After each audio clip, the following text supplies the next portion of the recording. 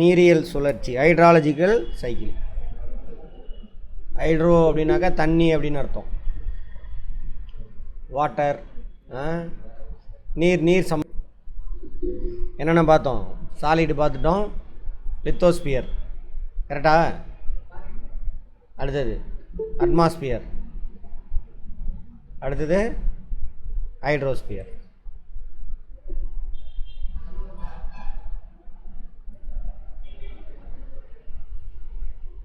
நீரின்றி அமையாத உலகு. 8 பிளானட்ஸ் இருக்குது ஆமாவா? அதில் ஒரே ஒரு பிளானட்டில் மட்டும்தான் என்ன இருக்குது? உயிரினம் இருக்குது. என்ன காரணம்? சூரியன்லேருந்து சரியான டிஸ்டன்ஸில் இருக்குது. வராங்க தண்ணி இருக்குது. அதேமாதிரி தண்ணி 3 ஃபார்ம்லேயும் எங்கே தான் இருக்குது? எர்த்தில் மட்டும்தான் இருக்குது, வேறு எதுலேயும் இல்லை. அதெல்லாம் தான் காரணம். சரி, அந்த H2O மாலிக்யூல் இருக்கு இல்லையா, பூமி முழுவதும், அதை பற்றி தான் பார்க்க போகிறோம். எங்கெங்கெல்லாம் இருக்குது பூமி முழுவதும் H2O மாலிக்யூல்? கடல் சரியா, மண்ணுக்குள்ளே, வளிமண்டலத்தில், அப்புறம் உயிரினங்களுக்குள்ளே, நிலத்தடியில் சரியா. உயிரினங்கள் நம்ம உடம்புல என்ன இருக்குது? ஆமாம், இதெல்லாம் சேர்த்துனோம்னா அதை பற்றி படிக்கிறதா என்னது? ஹைட்ராலஜி. சைக்கிள் அது என்ன சார்? நேற்றே பார்த்தோமா? இங்கே எல்லா நீர்நிலையிலேருந்து என்ன ஆகும்? H2O மாலிக்யூல் மேலே போகும். மேலே போகப்போ குளிர்ச்சி அடைஞ்சி க்ளவுடு ஃபார்ம் ஆகி கீழே கொட்டும். திரும்ப என்ன ஆகும்? உயரமான இடங்களில் ஐஸ் கட்டியாக இருக்கும், கீழே வர வர தண்ணியாக மாறி அப்படியே ஆறாக ஓடி எங்கெங்கெல்லாம் பள்ளம் இருக்கோ அங்கெல்லாம் போய் தேங்கி நிற்கும். குளம், கொட்டை இதெல்லாம். அப்புறம் எங்கே போய் சேரும்? எக்ஸ்ட்ரா உள்ளது அப்புறம் நிலத்தடி நீர் உள்ளே பூந்து போகும். அப்புறம் கடலில் போய் சேரும். இப்படி சைக்கிள் நடந்துக்கிட்டே இருக்கும். அந்த கேப்பில் என்ன ஆகும்? உயிரினங்கள் உள்ளே உறிஞ்சிக்கிட்டு வெளியிடுவாங்க. இது எல்லாத்தையும் பார்க்க போகிறோம். தண்ணி இல்லைன்னா என்ன கிடையாது? உயிரினத்துக்கு வேலையே இல்லை. ஆமாவா? முக்கிய உணவு எது? கார்போஹைட்ரேட். ரெண்டு எங்கேருந்து கிடைக்கும்?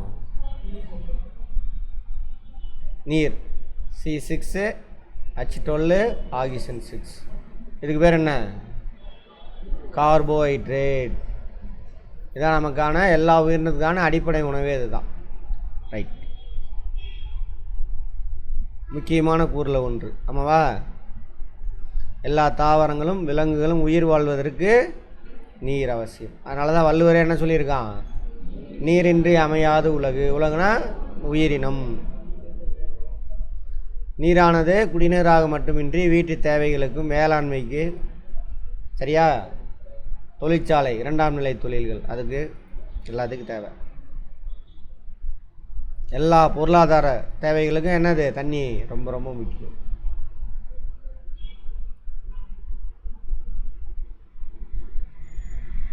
நீரோட பங்கு. பூமியோட மேற்பரப்பு இருக்கு இல்லையா, சர்ஃபேஸ், அதில் 100 ஏக்கர் இருக்குன்னு வச்சுக்கோங்க பூமி மேலே. அதில் 71 ஏக்கரில் என்ன இருக்குது? தண்ணி. மிச்சம் 29 ஏக்கரில் தான் என்ன இருக்குது? லேண்டு. அதில் தான் நம்ம வசிக்கிறோம். இந்த நீர்நிலை இருக்கு இல்லையா, எங்கே தண்ணி போய் தேங்கி நிற்கிது? பள்ளமாக இருக்கிற இடத்துல, மேடான இருக்கிற இடத்துல தான் நம்ம வசிக்கிறோம். ரைட், இவ்வளோ கன மைல்கள், கியூபிக் மைல், ஃபீட் கிடையாது, கியூபிக் மைல்.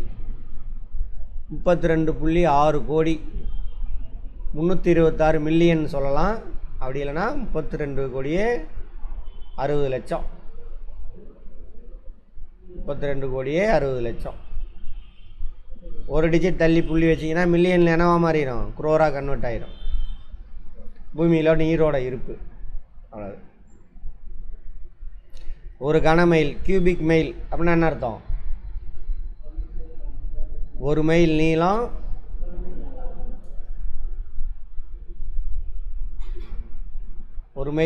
ஒரு மைல் அகலம், ஒரு மைல் வரும்.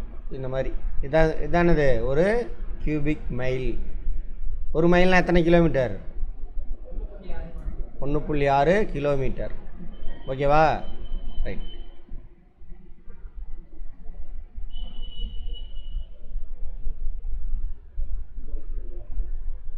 பெரும்பகுதி நீர் எங்கே இருக்குது? உப்பு தண்ணி கடலில் தான் இருக்குது. அதான் அந்த படம் காட்டுறாங்க. எதை வேணாலும் கொஸ்டினாக கேட்பான், பார்த்துக்கோங்க. 97 புள்ளி இந்த வாட்டர் இருக்கு இல்லையா, இதில் 97.2% எங்கே இருக்குது? கடலில் இருக்குது. மிச்சம் எவ்வளோதான் இருக்குது? 2.8% தான் நல்ல தண்ணி. அந்த நல்ல தண்ணியை எடுத்துகிட்டு வராங்க. அதில் எங்கே நல்ல தண்ணி எங்கே அதிகமாக இருக்குது? பனியாறு, பனிமலை இருக்கு இல்லையா, கிளேசியர். எங்கே இருக்கும் கிளேசியர்? துருவ பகுதி உயரமான இடங்கள்ல. இமயமலை அது போமான உயரமான இடம். அடுத்தது துருவ பகுதி எங்கே இருக்கும் கேட்பாங்க. நல்ல தண்ணியில் அதிகமான தண்ணி எங்கே இருக்குது? ஆர்டரில் எழுத சொல்லுவாங்க. பர்சன்டேஜ் கேட்கலாம், எப்படி வேணாலும் கேட்கலாம். நிலத்தடியில் 2வது அதிகமான தண்ணி. சரியா? மேற்பரப்பு நீர், மேற்பரப்பில் நல்ல தண்ணியில் சொல்கிறாங்க. ஏரி, குளம், கொட்டெல்லாம் இருக்குல்ல, அதில் 0.3% தான் இதான் நம்ம யூஸ் பண்ணக்கூடிய தண்ணி. அதை எடுத்துகிட்டு வாங்க. இந்த நல்ல தண்ணி 0.3% சர்ஃபேஸில் இருக்குல்ல, அதில் 87% எங்கே இருக்குது? ஏரியில் இருக்காங்க. சதுப்பு நிலங்களில் 11% இருக்குது. ஆறுகளில் 2% கேட்பாங்க. நல்ல தண்ணியில் ஆறில் எத்தனை சதவீதம் ஓடிக்கிட்டு இருக்கு அப்படின்னு கேட்பாங்க. எத்தனை சதவீதம்? 2%.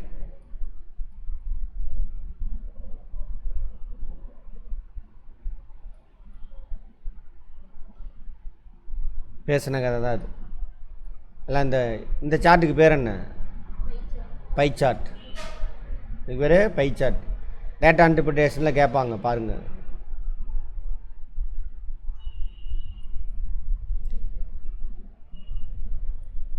இதை நம்ம பேசினதெல்லாங்க இந்த படத்தில் பார்த்தது என்னவா இருக்குங்க? ஸ்டேட்மெண்ட்டாக இருக்குது.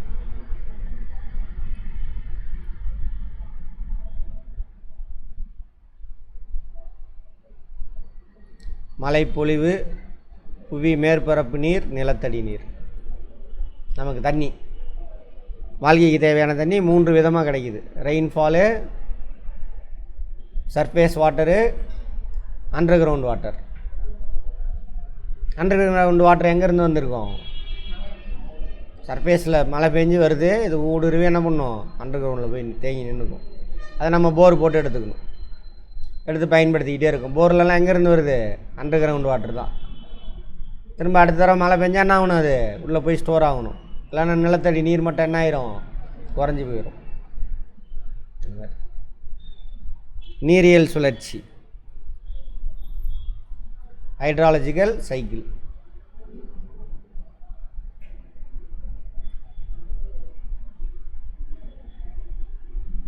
எல்லா ஏரியாவிலும் தண்ணி ஒரே சீராக இருக்கா?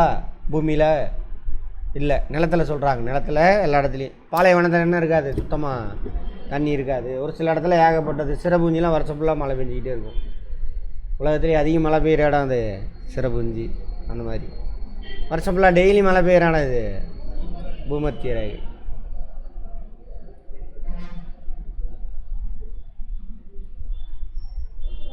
நீரியல் சுழற்சி சூரிய உந்துதல் செயலாக்கத்தால் நடைபெறும் உலகளாவிய நிகழ்வு. ஆமாவா? இந்த ஸ்டேட்மெண்ட்டுக்கு யார் அர்த்தம் சொல்கிறீங்க?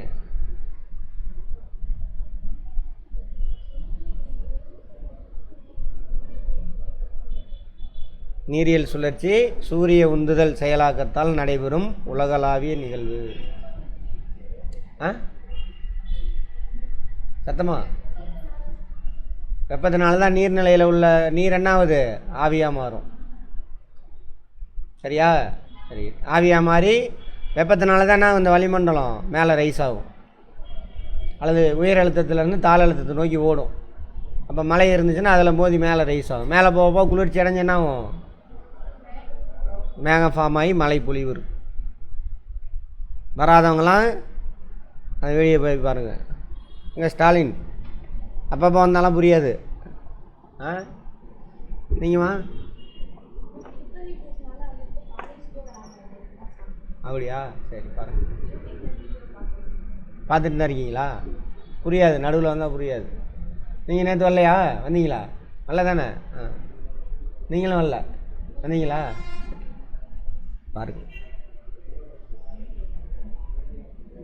நீர் கடலிலிருந்து ஆவியாதல் மூலம் வளிமண்டலத்துக்கு சென்று, நீர் என்னாவது ஆவியாதல் மூலம் என்னாவது வளிமண்டலத்துக்கு போகுது. இப்போ நீங்கள் சொன்னது தான். பின் வளிமண்டலத்திலேருந்து மழை பொழிவாக நிலத்திற்கும், நிலத்திலிருந்து நீராக கடலுக்கும் சென்றடையும். கரெக்டா? இந்த பேட்டர்ன். அப்புறம் எங்கே போகும்? நிலத்தடி நீர் அங்கே போய் சேர்ந்துக்கும். அந்த மாதிரி.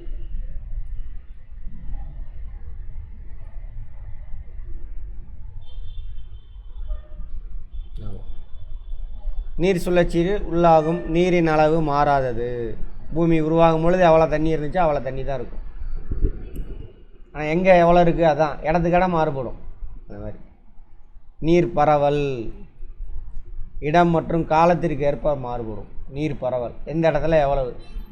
இப்போ காலம், இப்போ மழை பெய்யுதா, மேற்கு தொடர்ச்சி மலையினுடைய மேற்கு பக்கம்லாம் செம்ம மழை பெய்யும். கேரளா அங்கெல்லாம் அங்கே நிறையா தண்ணி இருக்கும். டிசம்பர் ஜனவரியில் தண்ணி குறைஞ்சி போயிடும் அங்கே.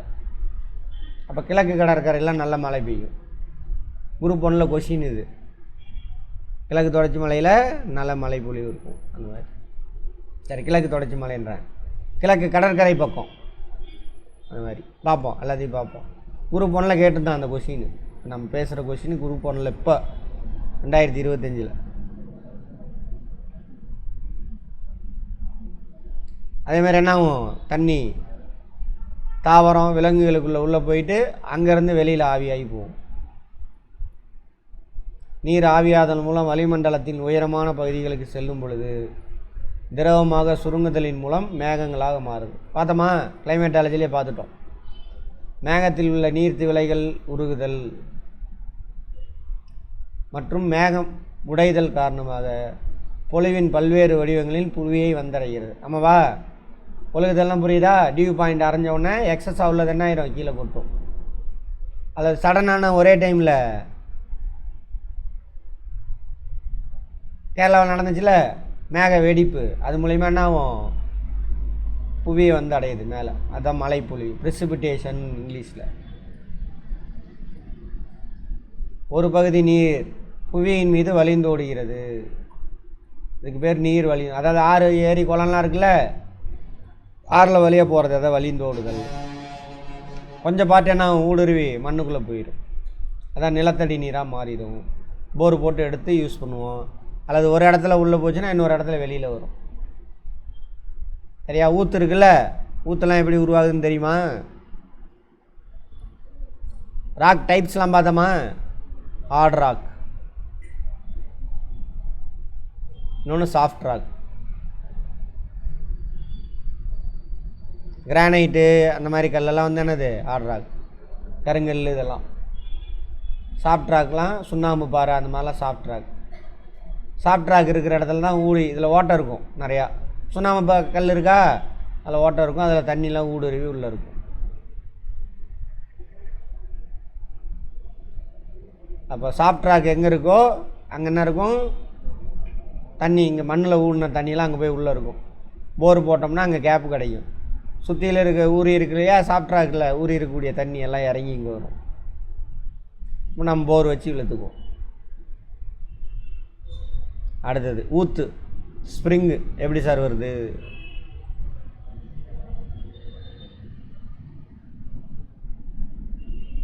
இந்த ஒரு மலை பிரதேசம், உயரமான இடம் அப்படி வச்சுக்கோங்க.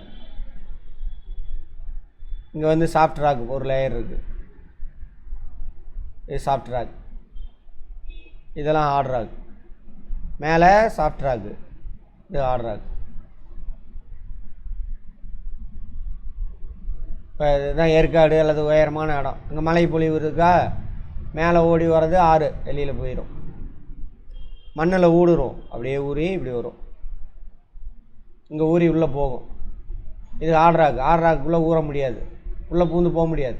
ஸோ அப்போ என்ன, இங்கே பேஞ்ச மழை தண்ணியெல்லாம் உள்ளே ஊடுருவி வருதில்ல, அது அப்படியே இந்த ஹார்ட் ராக்கை ஒட்டி வலிஞ்சு வந்துக்கிட்டே இருக்கு. இந்த ஹார்ட் ராக் எங்கே கட் ஆகுதோ அங்கே வெளியில் வரும். அதுக்கு பேர் தானே இது ஊற்று, ஸ்ப்ரிங். நம்மளாக இருந்தால் என்ன பண்ணியிருப்போம்? இங்கே சிவபெருமான் இருக்கார், அவர் இங்கே தான் குளித்தார், பார்வதி இங்கே தான் குளிக்கும் பொழுது என்னாச்சு பிள்ளையாரை உருவாக்குனாங்க அப்படின்னு கதை விட்டுருவோம். கடவுளோட அருளுங்க அப்படின்றோம். ஊற்று வர்றது காரணம் என்னது, வருஷம் ஃபுல்லாக இருக்குங்க, தண்ணி வந்துக்கிட்டே இருக்கும், எப்படின்னே தெரில, அங்கே சிவன் இருக்கார் அப்படின்வாங்க. அப்படிலாம் இல்லை, இப்படி தான் ஊற்று உருவாகும். இங்கே நிறைய மழை பெஞ்சிக்கிட்டே இருந்ததுனாக்கா இங்கே மழை பெய்யவே வேண்டாம், இங்கே தண்ணி வந்துக்கிட்டே இருக்கும். இங்கே ஊறுற தண்ணி அங்கே வரும்.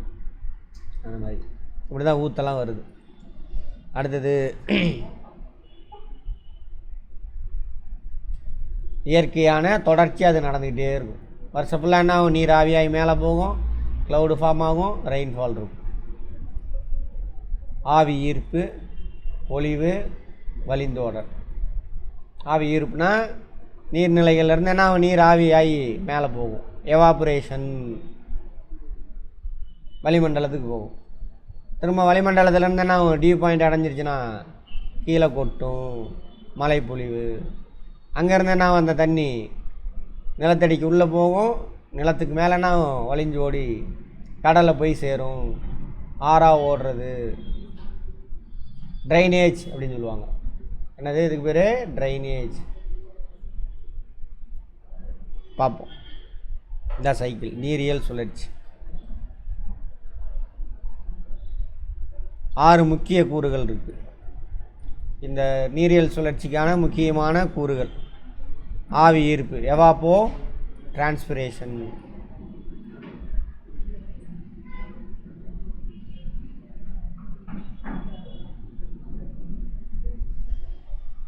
சரி,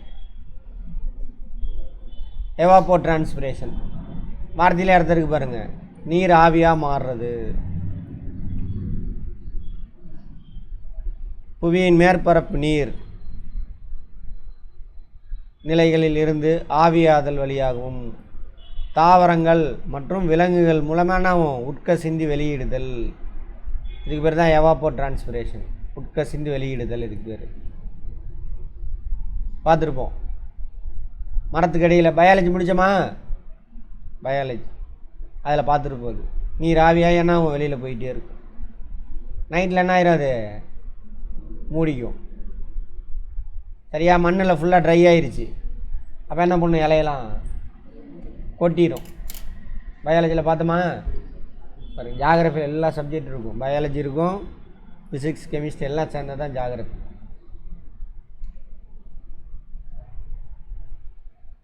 மொத்த நீர் இழப்பு. விளைநிலப்பகுதியில் ஆவியாதல் மற்றும் நீர் உட்கசிந்து வெளியிடுதலை தனித்தனியாக கணிப்பது கடினம். விளைநிலப்பகுதி அப்படின்னாக்க இங்கே விவசாய லேண்ட் இருக்குல்ல, அங்கே நீர் ஆவியாதல் எவாப்ரேஷன். நீர் திரவ நிலையிலிருந்து வாயு நிலைக்கு மாறுதலுக்கு ஆவியாதல் என்று பெயர். 100 டிகிரி செல்சியஸ். இதை பற்றி பார்ப்போம். இது தப்பாக புரிஞ்சு வச்சுருக்குறோம். நீரோட கொதிநிலை என்ன அர்த்தம், என்னவா, 100 டிகிரி செல்சியஸ். ஃபேரன்ஹீட்டில் போட்டிங்கன்னா 212 ஃபேரன்ஹீட். ஃபிசிக்ஸில் இதை டீட்டெயில்டாக பார்ப்போம். நம்ம தப்பாக புரிஞ்சு வச்சுருக்கோம். ஓகேவா, சரி. அதேமாதிரி 0 டிகிரி செல்சியஸில் என்ன ஆயிரும், நீர் ஃப்ரீஸ் ஆயிரும். அதான் சொல்கிறாங்க. இப்போ நீரோட உறைநிலை என்ன, ஃப்ரீசிங் பாயிண்ட்டு 0 டிகிரி செல்சியஸ். ஃபேரன்ஹீட்டில் சொன்னீங்கன்னா 32 டிகிரி ஃபேரன்ஹீட். கொதிநிலைன்னா எவ்வளவு, என்னது எவ்வளவு, அது பியூர் வாட்டருக்கு. ஆனால் இந்நிகழ்வு மிகவும் மெதுவாக நடைபெறுகிறது. ஆவியாதலின் விகிதத்தை பாதிக்கும் முக்கிய காரணி வெப்பநிலை. நம்ம தானே பார்த்துருப்போம் நேற்று கூட. வெப்பம் அதிகமாக இருந்துச்சுன்னா அங்கே ஆவியாதல் அதிகமாக நடக்கும். இப்போ வெப்பமண்டலத்தில் என்ன ஆகும், வெப்பமண்டலத்தில் ஈரப்பதம், வளிமண்டல ஈரப்பதம் எப்படி இருக்கும், அதிகமாக இருக்கும். குளிர் மண்டலத்தில் ஈரப்பதம் கம்மியாக இருக்கும். பார்த்தோமா, வெப்பம் மற்றும் ஆவியாதலுக்கு இடையே நேர்மறை தொடர்பு உள்ளது. நேர்மறை, டைரக்ட்லி ப்ரொபோஷனல். வெப்பம் அதிகமானாக்கா ஆவியாதல் அதிகமாக இருக்கும். வெப்பம் குறைஞ்சதுன்னா ஆவியாதல் என்ன ஆகும், குறையும். அதான் நேர்மறை தொடர்பு, டைரக்ட் ப்ரொபோஷனேட். அதுவாங்க புவியில் மேற்பரப்பில் உள்ள பரந்த நீர்ப்பரப்பு, காற்று, வளிமண்டல ஈரப்பதம் போன்ற காரணிகள் ஆவியாதலின் விகிதத்தை பாதிக்குது.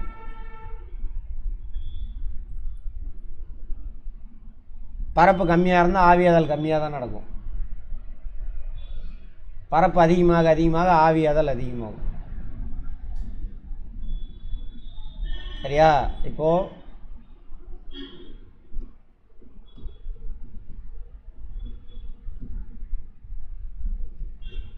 ஒரு அகலமான பாத்திரம் இருக்குது. சரியா? அதில் தண்ணி வைங்க. ஒரு சொம்பு தண்ணி ஊற்றி வைங்க. ஒரு தட்டு வச்சுக்கோங்க. சாப்பாடு தட்டு இருக்குல்ல, ஒரு சொம்பு தண்ணி ஊற்றி வைங்க. அதே ஒரு சொம்பு தண்ணி எடுத்து வச்சுருங்க சொம்பில். இதுவும் ஆவியாகும், இதுவும் ஆவியாகும்.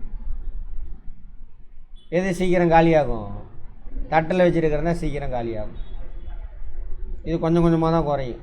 ஏன்னா இதோட பரப்பு இருக்குல்ல, அது கம்மி. அதெல்லாம் சொல்கிறாங்க நீர் பரப்பு. காற்றடிச்சதுன்னா சீக்கிரம். இப்போ வீடை கழுவி விட்டீங்க, என்ன பண்ணுவோம் அடுத்தது? ஏன்? காற்றடிக்கும் பொழுது சீக்கிரமாக என்ன ஆகும்? அங்கே தரையில் இருக்கக்கூடிய தண்ணியெலாம் என்ன ஆகும்? ஆவியாக மாறும். இதெல்லாம் வளிமண்டல ஈரப்பதம். வளிமண்டலத்தில் ஈரப்பதம் இருந்தாக்கா ஆவியாதல் என்ன ஆகும்? குறையும். நேற்று சொன்னேன்னா, டெல்லியில் டிசம்பர் மாதம் துணியை காய போட்டால் என்ன ஆயிடுச்சு? அங்கே குளிர் ஒரு 1.5 மணி நேரத்தில் காஞ்சிருச்சு. என்னென்னா அங்கே ஈரப்பதம் இல்லை, குளிர். அதே நம்ம ஊரில் அதே டிசம்பர் மாதம் காய வச்சிங்கன்னா காயாது. ஏன்? அப்போ தான் இங்கே மழை பெய்யும். நம்ம ஊரில் தமிழ்நாட்டில் வடகிழக்கு பருவக்காற்று காலம். அப்போ அங்கே மழை பெஞ்சிருக்கும். ஈரப்பதம் அதிகமாக இருக்குது, காயாது, துணி காயாது. சரியா? இதெல்லாம் அதே கதை தான் இங்கேயும். பேராளிகள், இங்கிலீஷில் ஓஷன். கடல்கள். கடல்னா என்ன சார்? ஓஷனில் ஒரு பார்ட், அதான் கடல். தமிழில் பாருங்கள், அதான் பெருங்கடல். பேராளினா பெருங்கடல். நிறையா கடல். அந்த பெருங்கடலில் ஒரு சின்ன பார்ட், அதானது கடல். இப்போ இந்தியன் ஓஷன் இருக்கா? பாருங்க, இதான் இந்தியன் ஓஷன். இது வரைக்கும் வரும். இந்தியன் ஓஷனில் இது வந்து பார்த்திங்கன்னா செங்கடல், ரெட் சி. சரியா? இது அரேபியன் சி. இது பே ஆஃப் பெங்கால். இதெல்லாம் சேர்த்துனீங்கன்னா என்னது? Indian ocean. பெருங்கடல், இந்திய பெருங்கடல். பெருங்கடலில் ஒரு பார்ட். மன்னா மாமா மன்னா அந்த மாதிரி தான். மாமன்னா மாமா மன்னா அந்த மாதிரி நிறையா சின்ன சின்ன கடல்லாம் சேர்ந்தது தான் என்னது? பெருங்கடல். அப்புறம் ஏரி, ஆறு. 90% ஈரப்பதம் ஆவியாதல் மூலமாக வளிமண்டலத்துக்கு செல்கிறது. இதெல்லாம் புவி மேற்பரப்பில் இருக்கக்கூடிய நீர்நிலைகள். நீர்நிலைகள் இருந்தால் என்ன ஆகுது? 90% ஈரப்பதம் கிடைக்குது. யாருக்கு? வளிமண்டலத்துக்கு. மீதம் உள்ள 10% தாவரங்கள் மூலிமா கிடைக்குது. ஸ்டேட்மெண்ட்டில் கேட்பான், நோட் பண்ணிக்கோங்க. யூபிஎஸ்சிலையும் கேட்டிருக்கான் இதெல்லாம். உலகளாவிய அளவில் நீர் எவ்வளவு ஆவியாகிறதோ அதே அளவு பொலிவாக புவிக்கு மீண்டும் கிடைக்கும். நம்ம தானே? நீர் ஆவியாகி போகுது, எங்கே வந்துடும்? திரும்பவும் மழை பொழிவே கீழே வந்துடும். ஆனால் புவியியல் ரீதியாக இந்த ஆவியாதல் செயல்முறைகள் மாறுபடுகிறது. இடத்துக்கு இடம் மாறுபடுதுன்றான். ஆவியாதல் எங்கே அதிகமாக இருக்கும்? வளிமண்டலம் கீழே இறங்குதில்ல, அங்கே ஆவியாதல். பாலைவன பகுதி அங்கே என்ன இருக்காது? க்ளவுடு இருக்காது. மேலேருந்து கீழே வர வர என்னாகும்? வெப்பநிலை உயருது. So water holding capacity of atmosphere வந்து என்ன இன்க்ரீஸ் ஆகும். இப்போ நிறைய ஈரப்பதத்தெல்லாம் புரிஞ்சு எடுத்துகிட்டு போயிடும். பேராளிகளில் ஆவியாதல் அதிகமாகவும் மழைப்பொழிவு குறைவாகவும் உள்ளது. ஆனால் நிலப்பரப்பில் ஆவியாதல் குறைவாகவும் மழைப்பொழிவு அதிகமாகவும் உள்ளது. நிலப்பகுதியில் என்ன இருக்கும்? மண்ணில், தாவரங்களில், ஏரி குளத்தில் இருக்கக்கூடிய தண்ணி தான் ஆகும். அதேமாரி பூமியில் மேற்பரப்பில் நீர்ப்பரப்பு மட்டும் எத்தனை சதவீதம்னு பார்த்தோம்? 71%. அங்கே தான் ஆவியாதல் அதிகமாக நடக்கும். எங்கள் கடலில். சரியா? சரி. காற்று அதிகமாக உள்ள காலங்களை விட காற்று குறைவாக உள்ள காலங்களில் ஆவியாதல் விகிதம் குறைவாக இருக்கும். கரெக்டா? இப்போ பேசினது தான் முன்னாடி. காற்று குறைவாக உள்ள காலங்களில் நீராவி நீர்நிலைக்கு அருகிலேயே தங்கிவிடுகிறது. நீர்நிலைக்கு அருகில் என்ன அர்த்தம்? இதான் அந்த குளம், இந்த குளத்துலேருந்து வெளியில் வந்து நீராவி அந்த குளத்தை சுற்றிலாம் அங்கேயே இருக்கும். காற்று அடிக்கலை அப்படின்னா. காற்று அடித்ததுன்னு வச்சுக்கோங்க, இப்போ இங்கே ஹை ப்ரெஷரு, வேறு இடத்துல லோ ப்ரெஷர். அப்போ இங்கே உள்ள வளிமண்டலம் என்ன ஆகும்? இப்படியே ஓடும். அப்போ நீராவி என்ன ஆகுது? ஒரு இடத்துலேருந்து இன்னொரு இடத்துக்கு நகரும். அப்போ மவுண்டைன் கீண்ட இருந்ததுன்னா என்ன ஆகும்? பட்டு மேலே ரைஸ் ஆகும், க்ளவுடு ஃபார்ம் ஆகி மழை கொட்டும். சரியா?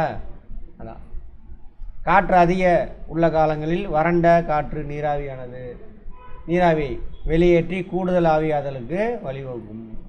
காற்று வீசுகிறப்ப என்ன ஆகும்? இங்கே உள்ள H2O மலையில் நகர்ந்து இங்கே போயிடுது. அப்போ இங்கே வந்து ட்ரை ஆகிடும். அப்போ அதிகமாக நீராவி என்ன ஆகும்? நீர் ஆவியாக மாறும் அப்படின்னு சொல்கிறான். அங்கே உள்ள ஸ்டேட்மெண்ட் தான் எக்ஸ்பிளைன் பண்ணுறேன், வேறு ஒன்றும் இல்லை. ஆவியாளர் விகிதம் அதிகரிக்க காற்றின் வேகம் அதிகரிக்கும் பொழுது வெப்பநிலை அதிகரித்தா ஆவியாதல் வீதம் அதிகமாக இருக்கும். ஈரப்பதம் கம்மியாக இருக்கணும். ஈரப்பதம் அதிகமாக இருந்தாங்க என்ன ஆகாது? ஆவியாதல் குறைஞ்சி போயிடும். துணியே காயாது. எல்லா கான்செப்ட் பார்த்துருக்கோம்.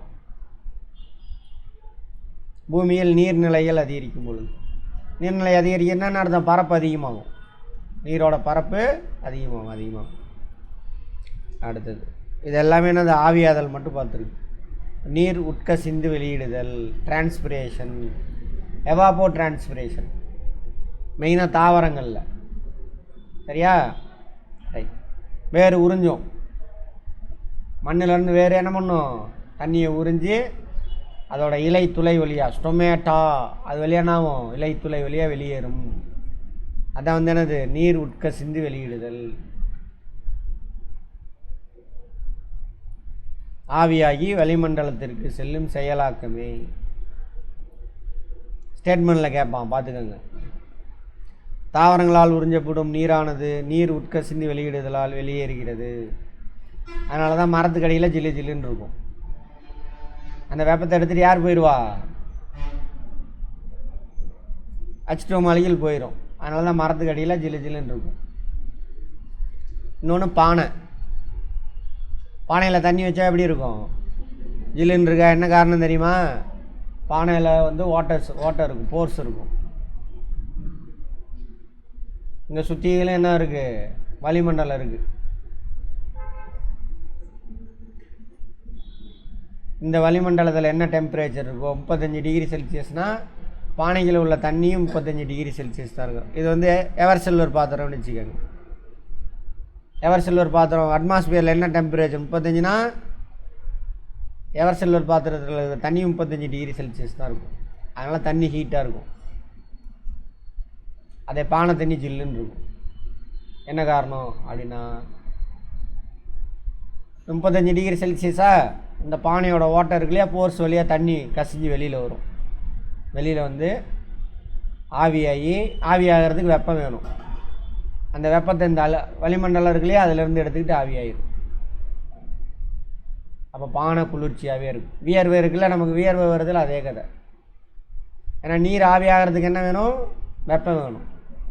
அப்போ அந்த பானைக்கு கிடைக்கக்கூடிய வெப்பத்தை யார் எடுத்துகிட்டு போயிடுவா?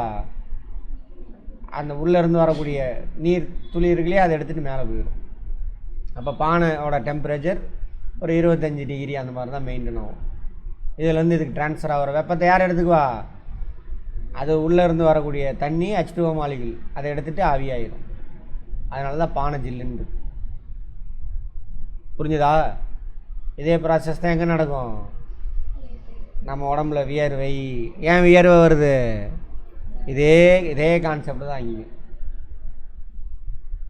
வெப்பம் அதிகமாகும் பொழுது வியர்வை வெளியில் வரும். வியர்வை ஆவி ஆகிறதுக்கு என்ன வேணும்? வெப்பம் வேணும். அந்த வெப்பத்தை நம்ம உடம்புலேருந்து எடுத்துகிட்டு போகும். அதான் உடம்பு ஜில்லுன்னு.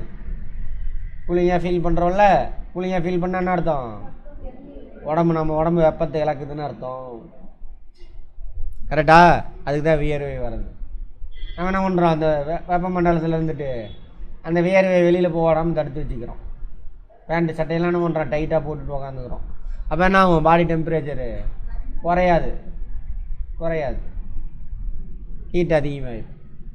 அதனால தான் நம்ம கிளைமேட்டுக்கு தகுந்த மாதிரி என்ன பண்ணணும், நம்ம ட்ரெஸ்ஸு போடணும். பார்த்துருப்போம், ட்ரெஸ்ஸு, ஃபுட்டு, ஷெல்டர், க்ளோத்திங்ஸ், இது 3 எதை பேஸ் பண்ணி இருக்கணும்? அங்கே என்ன கிளைமேட், வெதர் கண்டிஷன் இருக்கோ அதை பொறுத்து தான் என்ன பண்ணணும் நம்ம போடணும். ஆனால் நம்ம இப்போ போட்டுக்கிறதுலாம் என்னது, சினிமாவில் பார்த்துட்டு கூத்தாடி பசங்களை பார்த்துட்டு அது மாதிரி அழகாக இருக்கணுங்கிறதுக்காக ட்ரெஸ்ஸு ஆடை அணிந்துட்டுருக்கோம். அதேமாரி சாப்பிட்றோம். அப்போ என்ன மெட்டபாலிசம்லாம் அப்படியே பாதிக்கும். என்ன அஜித், சரி அஜய். இதே தான் மரத்தடியில் ஏன் சார் கூலிங்காக இருக்குன்னா இதுதான் கான்செப்ட். இதெல்லாம் யூபிஎஸ்சி கொஸ்டின் பார்த்துக்கோங்க. மரத்துக்கடியில் கூலிங்காக இருக்கிறது காரணம் என்னது? அந்த இலை ஆவி எடுத்துகிட்டு மேலே போயிடும், வெப்பத்தை எடுத்துகிட்டு ஆவியாகி போயிடும். எது? அந்த இலையிலேருந்து வெளியேறக்கூடிய நீர் துளிகள். சரியா? தண்ணி இல்லை அப்படின்னா என்ன ஆயிரும்? அந்த செடியெல்லாம் இலையெல்லாம் கருகி போயிடும். ஏன்னா வெப்பத்தை எடுத்துகிட்டு போகிறதுக்கு தண்ணி இல்லை. ஸோ இலையெல்லாம் கருகி போயிடும். அந்த மாதிரி. சரி, நீர் உட்கசிந்து வெளியேறும் விதத்தை நிர்ணயிக்கிறது. மண்ணில் ஈரப்பதம், மண் வளத்தின் மூலம் தாவரங்கள் வேர்களுக்கு நீரை செலுத்துகின்றன. ஆமாம் தானே? தாவரத்துக்கு எங்கேருந்து கிடைக்கிது தண்ணி? வேர் மூலியமாக. தாவரங்களின் இயற்கை தன்மை மற்றும் இலைகள் ஆகியவை நீர் உட்கசிந்து வெளியிடுதலை தீர்மானிக்கிறது. தாவரங்களின் இயற்கை தன்மை பயாலஜியில் பார்த்துருக்கோம். சப்பாத்திகளில் நீர் உட்கசிந்து வெளியில் போகுமா? ஏன்? மேலே மெழுகு பூசி வச்சுருக்கு, இலை இருக்காது, இலையெல்லாம் முள்ளாக மாறிடுச்சு. தண்டு பகுதி தசை பற்றா மாதிரி அதுவும் மேலே மெழுகு பூசி இருக்கும், ஓட்டை இருக்காது, நீராவி நடக்காது. அதே தான் இந்த சீமை கருவேல மரம் இருக்குல்ல, அதுவும் நீராவி அவ்வளோவா வெளியில் போகாது. பொய்யா விட்டு அடிச்சுட்டானுங்க. அதெல்லாம் அந்த மரத்தெல்லாம் சேர்ந்து இளைஞரெல்லாம் வெட்டிட்டு தரானுங்க இப்போ. ஏன்னா அது இலை சின்னதாக இருக்கும், மேலே மெழுகு பூசி இருக்கும். சரியா? இலை பெருசா, மேலே மெழுகு பூசாமல் அந்த டொமேட்டோ சொன்னால இலை துளை அது அதிகமாக இருந்தது அப்படின்னாக்கா அங்கே என்ன நீராவி போக்கு அதிகமாக நடக்கும். அந்த மாதிரி தாவரங்கள் எங்கே இருக்கும்? அதிக மழைப்பொழிவு இருக்கு இல்லையா, அந்த ஏரியாவில் அந்த மாதிரி தாவரம் இருக்கும். வறட்சியான பகுதியில் என்ன இருக்கும்? நீராவி கசிவுக்கு ரொம்ப கம்மியாக இருக்கும். பாலைவனம், அரை பாலைவனம் எல்லாம் பார்ப்போம், எல்லாத்தையும் பார்ப்போம்.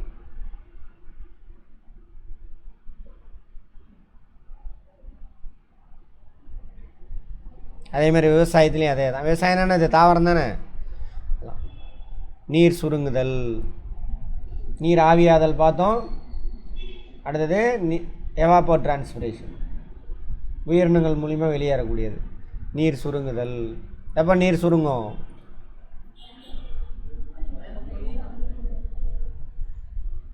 வளிமண்டலம், அதில் உள்ள H2O மாலிகுல் வளிமண்டலம் மேலே ரைஸ் ஆகுது.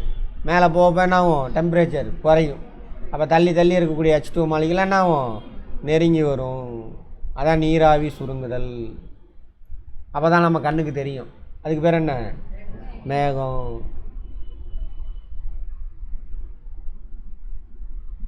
இன்னும் மேலே போகுது, இன்னும் டென்சிட்டி அதிகமாகிடும், நெருங்கி நெருங்கி வருவாங்க, டெம்பரேச்சர் குறையும். அப்போ மேலே நிற்க முடியாது, கீழே விழுந்துடும். அது அடுத்தது. அதுக்கு முன்னாடி நீராவி சுருங்குதல். நீராவி நீராக மாறும் செயல்முறைக்கு நீர் சுருங்குதல். நீராவி கேஸ் ஃபார்மில் இருக்கக்கூடிய H2O மாலிகுல். கேஸ் ஃபார்மில் இருந்தால் என்ன இருக்கும்? தள்ளி தள்ளி இருக்கும். அதான் நீராவி. குளிர்ச்சி அடையடையா என்ன ஆகும்? பக்கத்தில் நெருங்கி வருவாங்க. அதான் நீராவி சுருங்குதல். வளிமண்டலத்தில் வெப்பக்காற்று மேலே எழுந்து, வெப்பக்காற்றில் நீராவி எப்படி இருக்கும்? அதிகமாக இருக்கும், மேலே ரைஸ் ஆகுது. அதான் நம்ம பேசின கதையை சொல்கிறாங்க. இங்கே இருக்குது, இங்கே உள்ள வளிமண்டலம் மேலே ரைஸ் ஆகுது. மேலே போக என்ன ஆகும்? டெம்பரேச்சர் குறையும், குளிர் அடையும். நீராவியை தக்க வைத்து கொள்ளும் திறனை இழக்கும் பொழுது, குளிர் அடையும் பொழுது என்ன ஆகும்? நீராவிலாம் சுருங்கி பக்கத்தில் வரும். ஸோ வளிமண்டலத்தோட இதுக்கு டென்சிட்டி அதிகமாகிடுச்சு. ஸோ மேலே நிற்க முடியாது, கீழே கொட்டிடும். நேற்று பார்த்தோமா மிதத்தல் விதி? மிதத்தல் விதிப்படி தான் இது நடக்குது. சரியா? இன்னும் மழை பெய்யறதெல்லாம் மிதத்தல் விதியா? ஆமாம், நேற்று பார்த்துருப்போம். நேற்று கிளாஸ் வராதவங்க அதை பாருங்கள். அடுத்தது நீர் சுருங்குதல் நிகழ்வு நடைபெறுகிறது. மிகுதியான நீராவி நீர் சுருங்குதலால் மேகத்துளிகளாக மாறுகிறது. மேகத்தில் என்ன இருக்குனாக்கா சின்ன சின்ன நீர் திவலைகள் இருக்கும், அல்லது ஐஸ் கட்டியாக இருக்கும். ஐஸ் கட்டி இதில் போனீங்கன்னா தெரியும். ஃப்ளைட்லலாம் போகிறப்ப தட தடன்னு சத்தம் வரும். மேகத்துக்குள்ளே போயிருந்து யார் போயிருக்கீங்க ஃப்ளைட்டில்? வந்திருக்கா சத்தம்? அது இந்த ஐஸ் கட்டி தான். அது இந்த மாதிரி இம்மேகங்கள் மழைப்பொழிவை உருவாக்குகிறது. நீர் சுழற்சியின் மூலம் நீராக புறப்புறைப்பிற்கு மீண்டும் வந்தடைகிறது. மேலேருந்து நீர் ஆவியாகி மேலே போய் நீராவி சுருங்குதல் நடந்து திரும்ப கீழே வந்து விழுகுது. ஆவியாதலின் எதிர்வினை செயல். ஆமாவா? நீராவி சுருங்குதல் ஆவியாதலின் எதிர்வினை. ஆவியாதல் என்ன ஆகும்? மாலிகுலாம் தள்ளி தள்ளி. நீராவி சுருங்குதல் அப்படியே ஆப்போசிட். மாலிகுலாம் என்ன ஆகும்? நெருக்கமாக வரும். ஓகேவா? அடுத்தது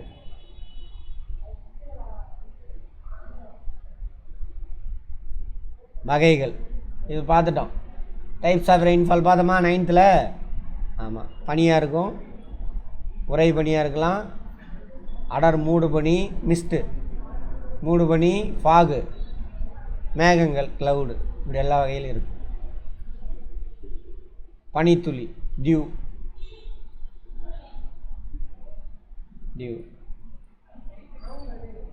இப்போ காரு இதெல்லாம் இருக்குது.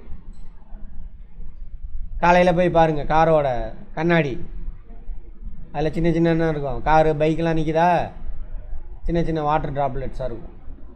அதான் வந்து என்னது? பனித்துளி, டியூ. எனக்கு காரு மெட்டல் இல்லை, கண்ணாடி அப்புறம் அதோட இரும்பு மெட்டல் இதெல்லாம் வந்து சீக்கிரம் கூலிங் ஆயிரும். அப்போ அது மேலே வளிமண்டலம் படுதுன்னு வச்சுக்கோங்க. வளிமண்டலத்தில் இருக்கக்கூடிய நீராவிலாம் நாமும் சுருங்கி சின்ன சின்ன நீர் திவலைகளாக மாறிடும். இதுக்கு எக்ஸாம்பிள் நான் எப்பயுமே என்ன சொல்லுவேன்? ஃப்ரிட்ஜில் இருக்கக்கூடிய வாட்டர் பாட்டில் எடுத்து வெளியில் வைங்க. வாட்டர் பாட்டிலை சுற்றில என்ன வரும்? நீர் திவலை வருதில்ல, அதுதான் டியூ. அந்த நீர் திவலை எங்கேருந்து வந்துச்சு? வளிமண்டலத்திலேருந்து வந்தது தான். பாட்டிலேருந்து வெளியில் வராது, வளிமண்டலத்திலேருந்து ஒட்டிக்கும். புவியின் குளிர்ந்த பொருட்களின் மீது படும் பொழுது பனி உருவாகிறது. பொருட்களின் வெப்பநிலை பனிநிலையின் வெப்பநிலையை விட குறைவாக இருக்கும் பொழுது, பனி விழும் நிலை பார்த்தோம்ல,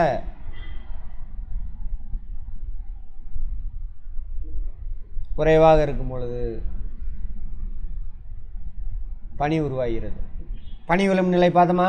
டியூ பாயிண்ட் நமக்கு இருக்கா? டியூ பாயிண்டான அர்த்தம் 100% ரிலேட்டிவ் ஹியூமிடிட்டி. அடுத்து உறை பனி, ஃப்ரோஸ்ட். குளிர்ந்த பொருட்களின் மேற்பரப்புகளின் மீது நீராவி படிந்து பனிக்கட்டிகளாக மாறுவதை உறை பனி, ஃப்ரோஸ்ட். ஊட்டி கொடைக்கானல்லாம் இப்போ 2 வருஷத்துக்கு கூட நடந்துச்சு. போன வருஷம் கூட நடந்துச்சு, இந்த வருஷம் நடந்துச்சு. டிசம்பர் ஜனவரி மாதம் ஊட்டியில் பயங்கரமாக என்ன ஆயிடுச்சு? மலர்கள் மீது என்னாச்சு? தண்ணி இல்லை, நீர் திவலை இல்லை, ஐஸ் கட்டி ஃபார்ம் ஆயிடுச்சு. அந்த அளவுக்கு என்ன ஆயிடுச்சு? டெம்பரேச்சர் ரொம்ப குறைஞ்சிச்சு அப்படின்னு சொன்னோம். அது பேர் ஃப்ரோஸ்ட். குளிர் பிரதேசத்தில் நடக்கும் நிறையா.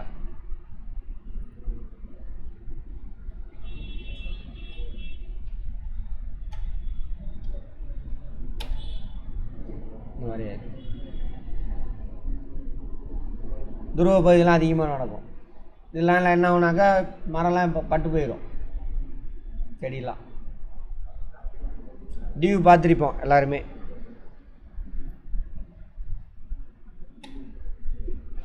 சரி, புல்லில் இதெல்லாம் இருக்குமா?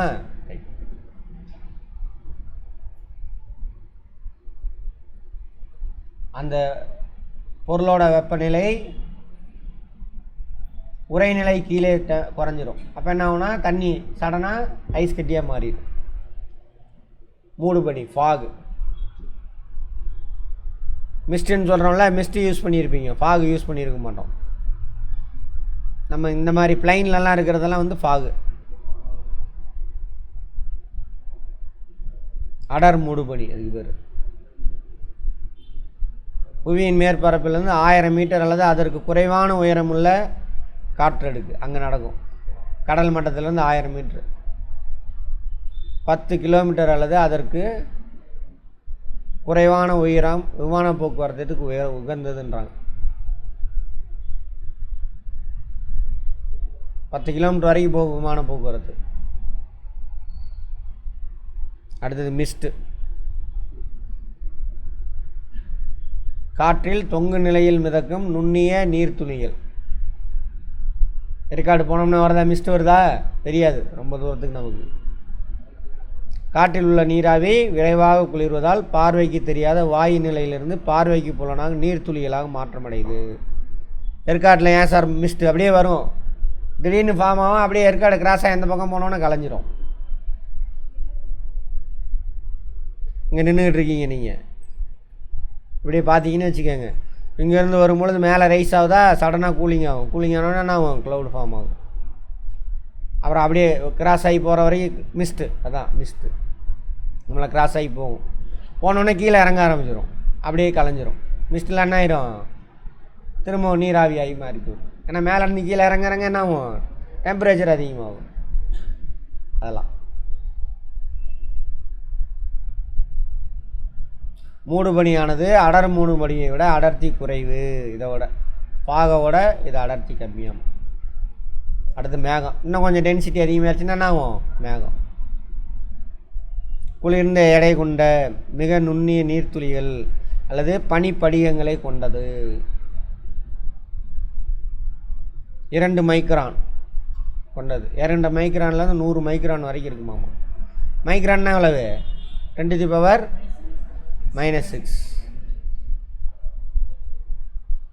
மீட்டர்.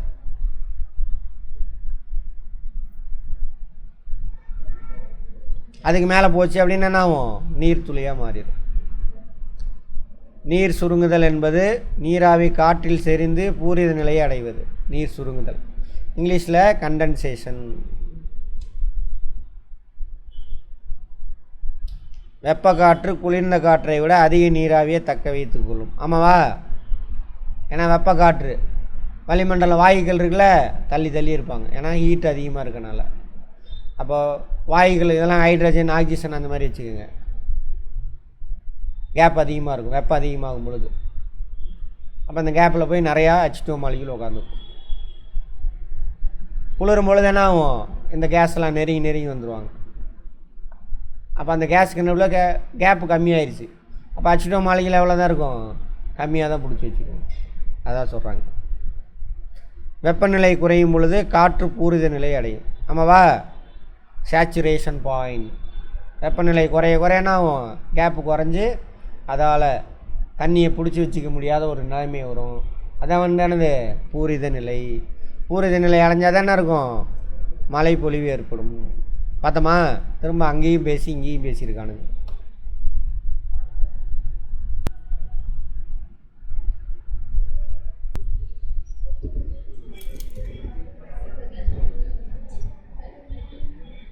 டியூ பாயிண்ட் அடைஞ்சோடனே என்ன ஆகும்? H2O மாலிகுல்லாம் எக்ஸஸாக உள்ளதெல்லாம் கீழே விழுந்துடும். அதான் மழைப்பொழிவு. பல்வேறு வடிவங்களில் நீராக புவியின் மேற்படவே வந்தடையும் நிகழ்வு. பனிப்படிகங்களாக இருக்கலாம், மேகத்துளிகள்,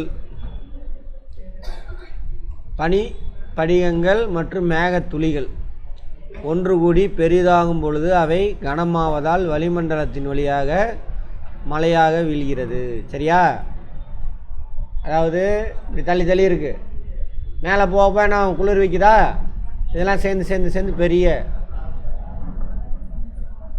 துளியாக மாறிடும். அப்போ டென்சிட்டி அதிகம், மேலே நிற்க முடியாது, கீழே விழுவும். அதான் சொல்கிறாங்க. வடிவங்கள். வடிவம் ஒரு இடத்தில் நிலவும் வானிலை காலநிலையை சார்ந்தது. ஆமாவா? உலகில் உள்ள வெப்பமண்டல பகுதிகளில் மழைப்பொழிவானது மழையாகவோ தூறலாகவோ இருக்கும். வெப்பமண்டல பகுதி 23 டிகிரி வடக்கிலிருந்து 23 டிகிரி தெற்கு, அதை ஒட்டின பகுதி வெப்பமண்டலம் துணையாக என்ன பண்ணுது. தண்ணியாக தான் இருக்கும், அல்லது தூறல் சாரல் அதுவாக தான் இருக்கும்.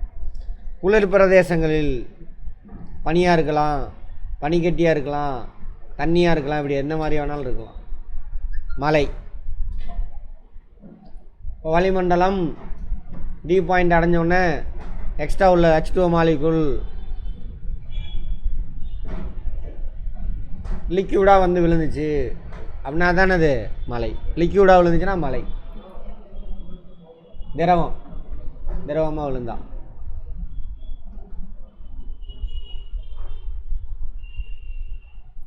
.5 மில்லிமீட்டர் விட்டத்திற்கு அதிகமாக இருந்தால் மலை பொழிவெனவும், 0.5 மில்லிமீட்டர் கீழே கம்மியாக இருந்தால் அதுக்கு பேர் என்னது? சாரல். பார்த்தோமா நேற்று? தூறல் அல்லது சாரல். இந்த தூறல் எங்கே வருமாமா? படை மேகங்கள் இருக்குல்ல, படை மேகம், ஸ்டேட்டஸ். படை மேகம்னா இங்கிலீஷில் ஸ்டேட்டஸ். அதில் தான் இந்த தூறல் விழுவும். கல்மலை ஸ்லீட். நீர்த்துளிகளும் 5 மில்லிமீட்டர் விட்டத்திற்கு மேல் உள்ள பனித்துளிகளும் கலந்து விழுவும் ஸ்லீட்டு. தண்ணி ஐஸ் கட்டி நேற்றே பார்த்துருப்போம்.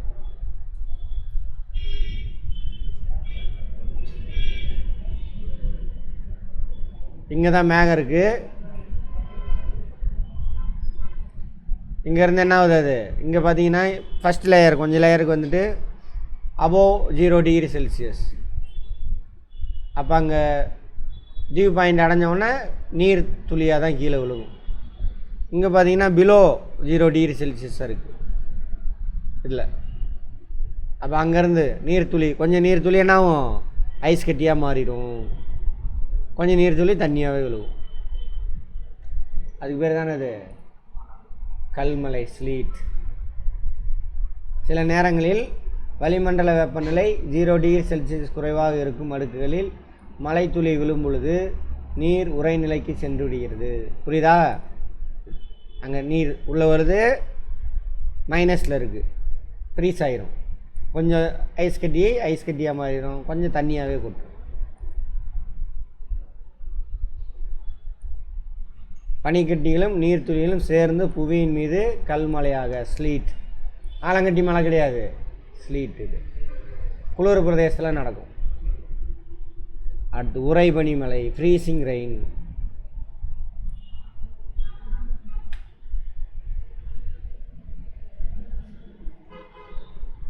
இது அதே தான். மேலேருந்து வருது, தண்ணி விழுகுது, குளிர்ந்த காற்று இருக்குது, இருந்தாலும் அங்கே ஃப்ரீஸ் ஆகலை. தரையில் விழுந்தோன்னே, ஏன்னா தரை ரொம்ப மைனஸில் இருக்குது, தரையில் விழுந்தோன்னே என்ன ஆயிரும்? ஐஸ் கட்டியாக மாறிடும். அந்த மாதிரி மாறினா அதுக்கு பேர் என்னவாமா? உறைபனி மலை, ஃப்ரீசிங் ரெயின். தரையில் பட்டதுக்கப்புறம் ஃப்ரீஸ் ஆகுது.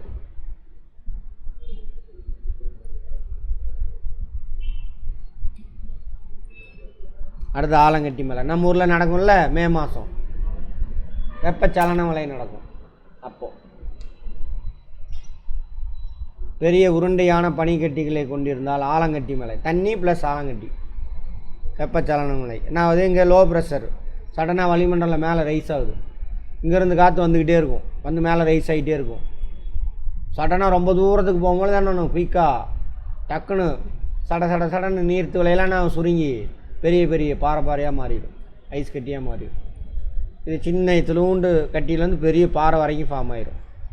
அன்றைக்கி நடத்தும் பொழுதே சொல்லியிருப்பேன். எங்கள் அப்பா அவருக்கு இருந்த இப்போ எவ்வளோ வயசு இருக்கும்? 75 வயசு இருக்கும் எங்கள் அப்பாவுக்கு. இருந்திருந்தால் அவர் குழந்தையாக இருக்கும் பொழுது குகை ஏரியா இருக்குல்ல, அங்கெல்லாம் ஓடெல்லாம் விழுந்து எல்லா ஓடும் நொறுங்கி போச்சாமா. அவ்வளோ பெரிய கட்டியே விழுந்துருக்கு. அவ்வளோ பெரிய மழையெல்லாம் இப்போ நம்ம பார்க்கல. அப்போ ஒரு 60 வருஷத்துக்கு முன்னாடி பெஞ்சிருக்கு. இங்கே சேலத்தில் பெஞ்சிருக்கு. மே மாதம்னா கட்டாயம் சேலத்தில் பனிக்கட்டி ஆலங்கட்டி மழை பெய்யும், வெப்பச்சலன மலை. அப்போ அதிக வெப்பம் மேலே சடனாக ரைஸ் ஆகுது. ரொம்ப தூரத்துக்கு போனோன்னா என்ன ஆயிரும்? சடனாக கட்டியாக பெரிய பெரிய ஐஸ் கட்டியாக மாதிரி கீழே கூட்டும். அதான் ஆலங்கட்டி மலை. நமக்கு தெரியும், எல்லாமே பார்த்துருக்கோம். குமுலோ நிம்பஸில் தான் நடக்கும், மலை உருவாகிறது. மேகத்தின் குளிர்ந்த கேட்பாங்க, எந்த மலை புழுவில்? ஆலங்கட்டி மலைவில் கிடைக்கும் குமுலோ நிம்பஸ். குமுலோ கும்பலாக இருக்கிறது. நிம்பஸ்னால் கார் திரள் மேகம். எப்போ நடக்கும்? வெப்பச்சலன மழை கோடை காலத்தில் அப்படின்னு பார்த்துருப்போம். மேகத்தின் குளிர்ந்த பகுதியிலிருந்து ஒரு சிறிய பனிக்கட்டியாக ஆலங்கட்டி உருவாகிறது. மேகத்தில் ஏற்படும் கடும் செங்குத்தான சலனம். வெப்பச்சலனம்ல மேலே ரொம்ப பயங்கர தூரத்துக்கு ஃபார்ம் ஆகும். ஃபுல்லாக க்ளவுடு. ஏன் கார் மேகம் உருவாகுது? கார் மேகம்னா கருமையான மேகம். என்ன காரணம்? சூரிய ஒளி இவ்வளோ தூரத்துக்கு ட்ராவல் ஆகி வர முடியாது. அப்போங்க வெளிச்சம் இல்லைன்னா என்ன ஆயிடாதுங்க? கருமையாக மாறிவிடும். வெளிச்சம் இல்லைன்னா கருமை. ஓகேவா? ரைட். ஸ்னோ எங்கே நடக்கும்னு பார்த்தோம்? பனி பிரதேசங்களில். டியூ பாயிண்ட் அடையுது. மேகம் டியூ பாயிண்ட் அடையும் பொழுது அந்த சுற்றியில் என்ன இருக்கணும்?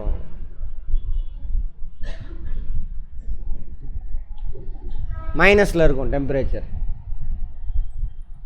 மேகம் போகுது, இங்கே அபோவ் மைனஸ் அதாவது பிலோ 0 டிகிரி செல்சியஸாக இருக்கணும். அப்போ என்ன ஆகும்? அங்கெல்லாம் நீர் துளியாக விழுகாமல் எல்லாமே ஸ்னோவாக விழுகும். குளிர் பிரதேசத்தில், மிதவெப்ப மண்டலத்தை, துருவ பகுதி ஒட்டி அங்கெல்லாம் இப்படி தான் மழை பெய்யும். ஸ்னோஃபால் தான் இருக்கும். மற்ற இடத்துல உயரமான இடம். இப்போ இமயமலையெல்லாம் இருக்கா? உயரமான இடம். கடல் மட்டத்துலேருந்து மேலே போக என்ன டெம்பரேச்சரு குறையும்.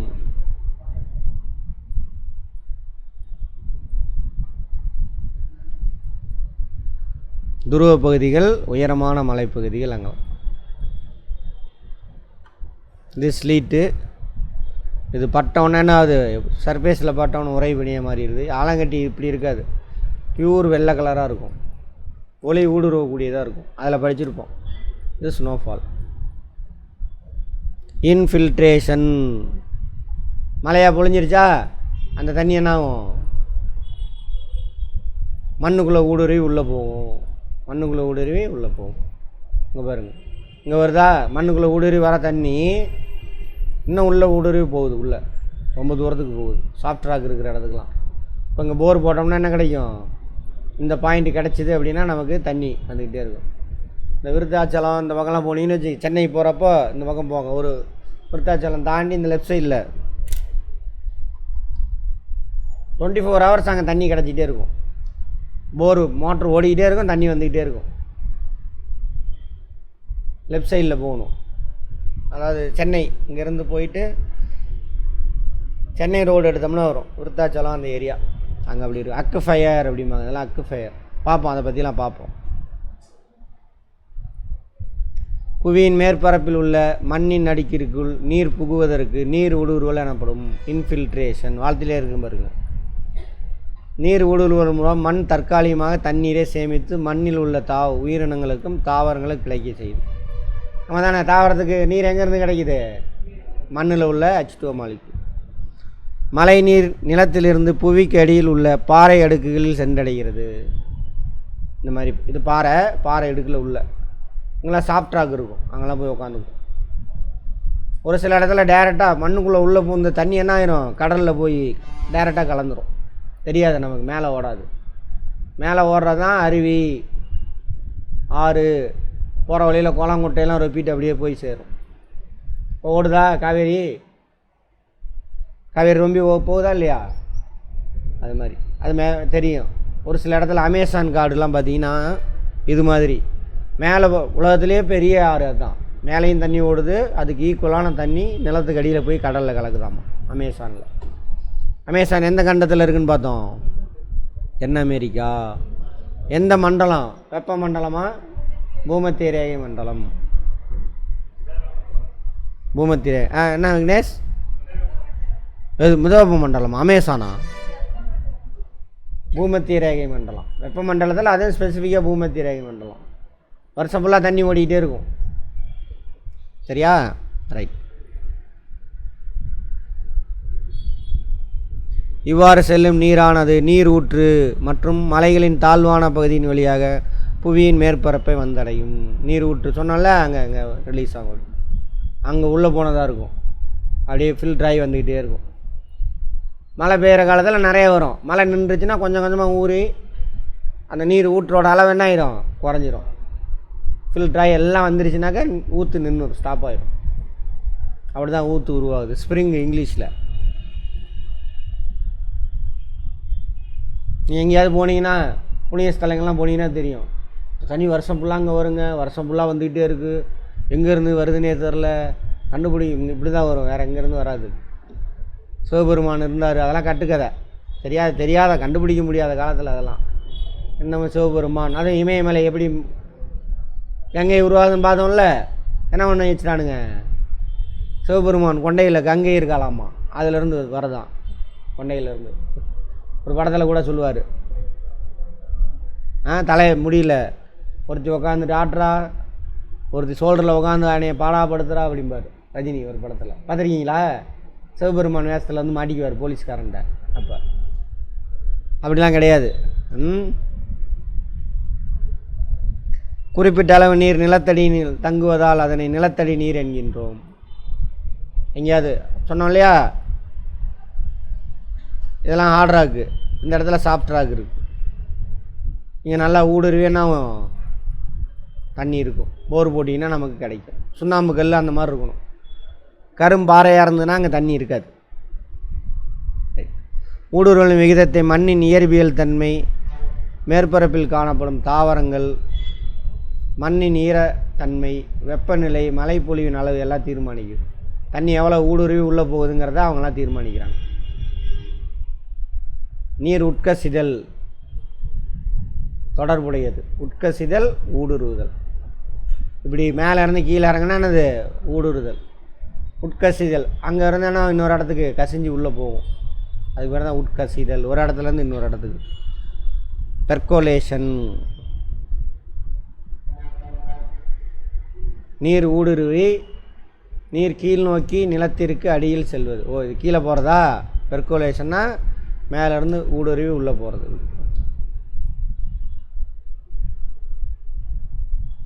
மண்ணின் மேற்பரப்பின் அருகில் நடைபெறுகிறது. மேற்பரப்பில் இதன் மூலம் மண்ணின் மேற்பரப்பில் உள்ள நீர் தாவரங்கள் வேறு பகுதிக்கு ஊடுருவி செல்கிறது.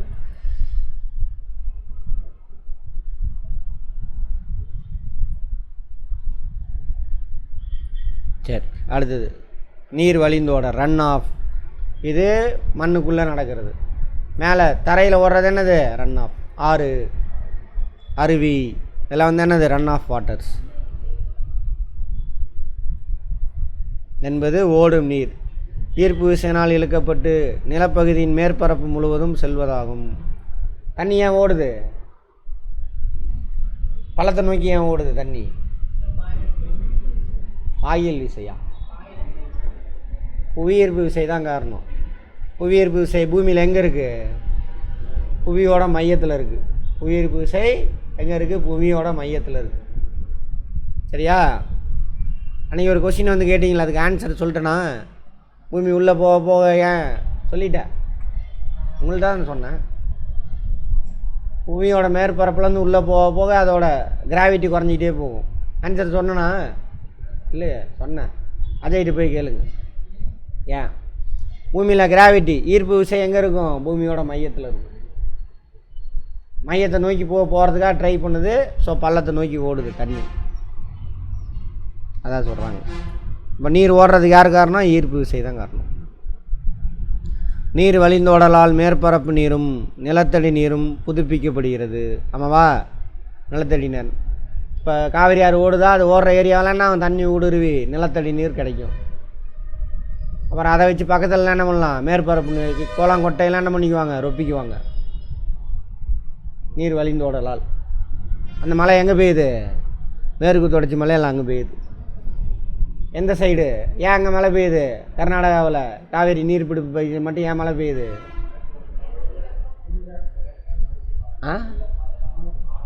காற்று முக திசை அங்கே. நம்ம ஊரில் ஏன் பெய்ய மாட்டேங்குது? காற்று முக எதிர் திசை, லீவேட் சைடு. அரசியல்வாதி நம்ம மரத்தெல்லாம் வெட்டிட்டான், அவ்வளோ கிடையாது. கரிகால் சோழனே போய் பாருங்கள், அவன் எதுக்கு டேம் கட்டினான்? வறட்சி, அப்போலேருந்து மழை பெய்யலை. கேட்டால் அவனுங்க ஆட்சிக்கு வந்து தான் மழை பெய்யலை அப்படின்ட்டு போனாங்க. ஏன்னா அவன் சூத்திர பசங்களாமா. இந்தியாவிலே சூத்திரனுங்க ஆட்சி செய்கிறது ரொம்ப நாளாக தமிழ்நாடு தான். அதனால் கட்டுக்கதையாக விடுவானுங்க. சரியா? சூத்திரனுங்க பிராமணனுங்க ஆட்சி செஞ்சாங்க, அங்கே அப்படியே தங்க மலை என்ன அப்புறம் என்னது பாலாறும் தேனாரும் ஓடுது அப்படின்னு கதை விடுவானுங்க. அதெல்லாம் கிடையாது. இங்கே தமிழ்நாடு எங்கே இருக்குது? லீவேட் சைடில் இருக்குது, அது விண்வேட் சைடு, அங்கே மழை பெய்யுது. நீர் ஊடுருவர் மூலம் அதே மாதிரி இங்கே டேம்லாம் கட்டலை அப்படின்னு கதை விடுவானுங்க. டேம்லாம் கட்ட முடியாது, கட்ட வேண்டிய இடத்துல கட்டியாச்சு.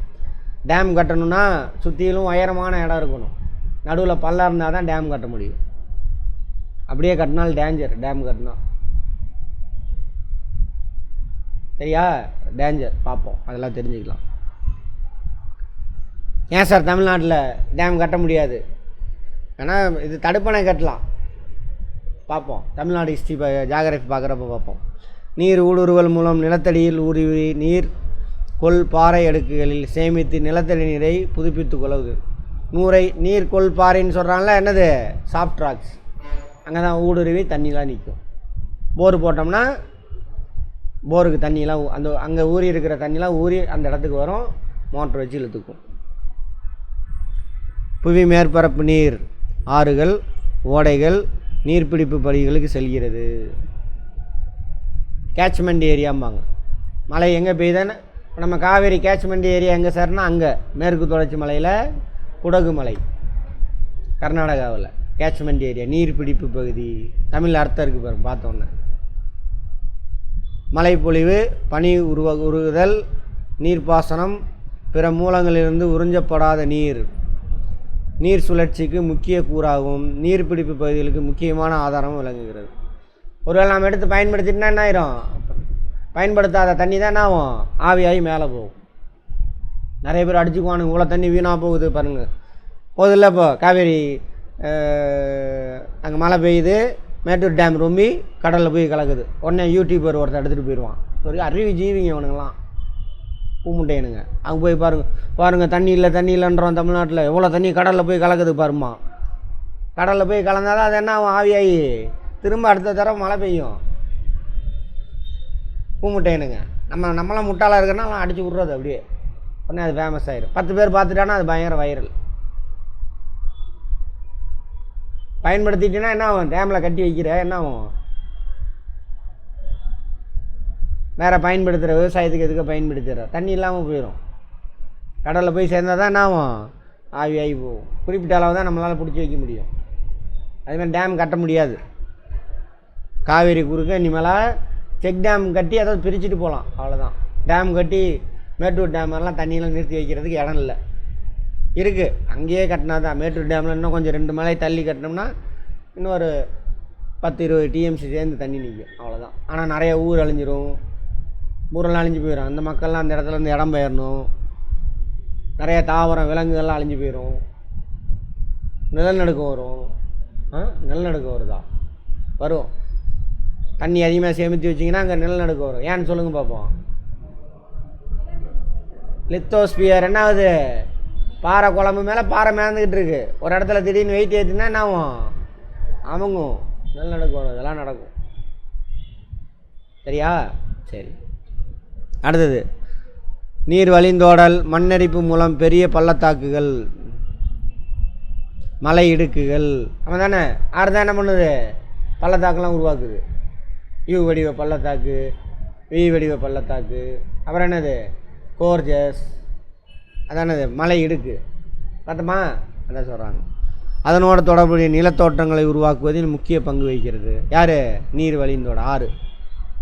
நீர் வழிந்தோடலில் அளவானது மலை வீழ்ச்சியின் அளவு, மண்ணின் நீர் புகும் தன்மை, தாவர மூட்டம் மற்றும் நிலச்சரிவு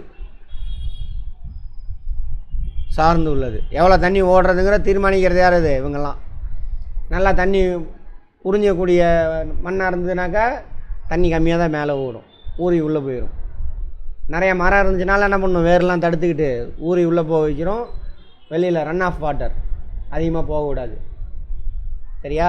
அது மாதிரி மழை நீர் 35% மட்டுமே கடல் மற்றும் பேராளிகளுக்கு கலக்கிறது.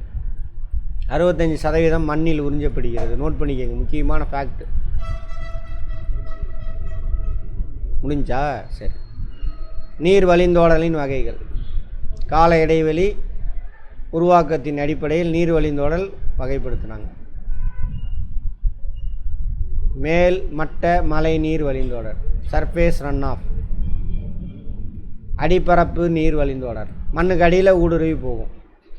அப்புறம் அடிமட்ட நீர் ஓட்டம், பேஸ். சொன்னாலே அந்த இதில் அமேசானில் கடியில் போய் கடல் அதுவே நேராக போய் சேருதுன்னு. அதேமாரி இந்த நீர் இது இருக்குல்ல, நிலச்சரிவுக்கு ஒரு முக்கியமான காரணம். இதை பற்றி ஒரு வீடியோவை போட்டிருப்பேன். அந்த கேரளாவில் நிலச்சரிவு ஏற்பட்டுச்சுல, அதுக்கு 2 காரணம். ஒன்று க்ளவுட் பஸ்டிங். ஒரு இடத்துல நார்மலாக 10% தான் மழை பெய்யணும். 100 H2O மாலிகுல் க்ளவுடாக இருக்குன்னு வச்சுக்கோங்க, அதில் 10 தான் கீழே விழுகும் சராசரியாக. ஒரு 5-10 முன்ன இருக்கும். ஆனால் திடீர்னு எல்லா க்ளவுடும் என்ன சடனாக கூலாகி எல்லா தண்ணியும் ஒரே இடத்துல கொட்டிடுச்சு. அதுக்கு பேர் தானது க்ளவுட் பஸ்டிங்.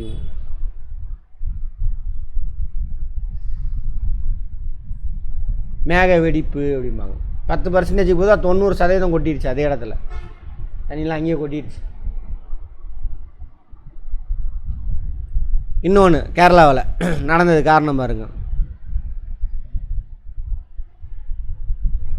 இது மவுண்டெயின், ஓகேவா? கேரளா மவுண்டெயின் தானே. இப்போ இங்கே பார்த்தீங்கன்னா ஒரு லேயர் வந்துட்டு மண் இருக்குது.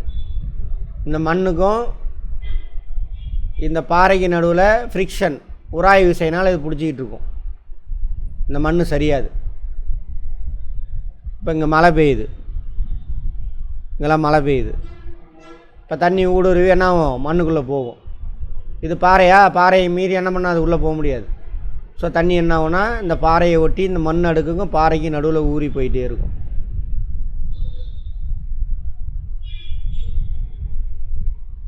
அப்போ அந்த மண் அடுக்குக்கும் பாறைக்கு நடுவில் என்னாச்சு, அதுக்கு முன்னாடி ஃப்ரிக்ஷன் இருக்கும். தண்ணி ஊறி போதா, ஃப்ரிக்ஷன் குறைஞ்சி போயிடும். இல்லை தரையில் தண்ணி ஊற்றி விட்டு நடந்தால் என்ன ஆகும், வலிக்கு விழுவுமா? அந்த மாதிரி இது வலிக்கு கீழே விழுந்துடும். யார்? அந்த மண். இதுக்கு பேர் தானே அது லேண்ட் ஸ்லைடிங். மண் சரிவு, நிலச்சரிவு. பெரிய அளவில் நடந்தால் நிலச்சரிவு. எல்லாம் பின்னாடி சயின்டிஃபிக் கண்டுபிடிச்சி வச்சுருக்கான், இதுதான் நடக்குது அப்படின்னு. அதுதான் நடந்தது அங்கே. சரியா? ஒன்று க்ளவுட் பஸ்டிங், திடீர்னு ஒரே இடத்துல நார்மலாக பெய்ய வேண்டிய மழையோட கொட்டி தீர்த்துருச்சு. அதனால் என்னாச்சு, இந்த underground run off water இருக்குல்ல, அது ஃப்ரிக்ஷனை குறைச்சி மணலாம் கீழே எடுத்துகிட்டு வந்துருச்சு.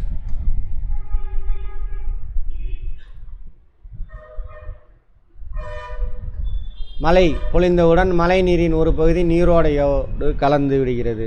இது மழைப்பொழிவு அதிகம் நீண்ட காலத்திற்கும் ஊடுருவலை விட அதிகமாக இருக்கும் பொழுது ஏற்படுகிறது. என்ன சொல்கிறாங்க?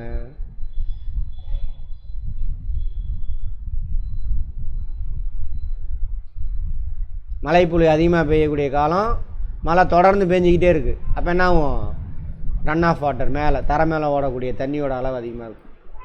அதிக நீரான நிலப்பரப்பில் செறிவடைவதால் இது நிலச்சரிவின் காரணமாக ஓரிடத்திலிருந்து மற்றொரு இடத்திற்கு நகர்வதால் நிலநீர் ஓட்டம் எனவும் அழைக்கப்படுகிறது. நிலச்சரிவுக்கு காரணம் இந்த நிலநீர் ஓட்டம். ஆறுகள், சிறு ஓடைகள், கடல்களில் இணைவதால் இது மேல்மட்ட நீர் வழிந்தோடல். ஆறு, கடல் இதெல்லாம் நம்ம கண் மேலேயே தெரியும். தரை மேலே போய் அதில் போய் கலக்கும். அடிப்பரப்பு நீர் வழிந்தோடல். அடிமண் அடிக்கு நுழைந்து நிலத்தடி நீரில் கலக்காமல் பக்கவாட்டு திசையில் நகர்ந்து ஓடைகள், ஆறு, மண்ணுக்குள்ளே மண் வந்து உள்ள நிலத்தடி நீர்லாம் கலக்காது, ஊடுருவே திரும்ப ஓடையில் போய் கலந்துரும். அதான் இது சப் சர்ஃபேஸ் ரன் ஆஃப். மண்ணுக்குள்ளே ஓடும், மேலே ஓடாது, கீழே. இடைநீர் ஓட்டம் அப்படின்னு சொல்கிறாங்க. அடுத்து அடிமட்ட நீர் ஓட்டம். செறிவடைந்த நிலத்தடி நீர்மண்டலத்திலிருந்து நீர் பாதை வழியாக நிலத்தடி நீராக ஓடுவதை அடிமட்ட நீர் ஓட்டம். நிலத்துக்குள்ளேன்னா தண்ணி அங்கே ஓடிக்கிட்டு இருக்கும். ஓடி எங்கே போய் கலக்குது, இந்த மாதிரி கடலில் போய் கலக்கும். அமேசான் சொன்ன இல்லையா, அந்த மாதிரி.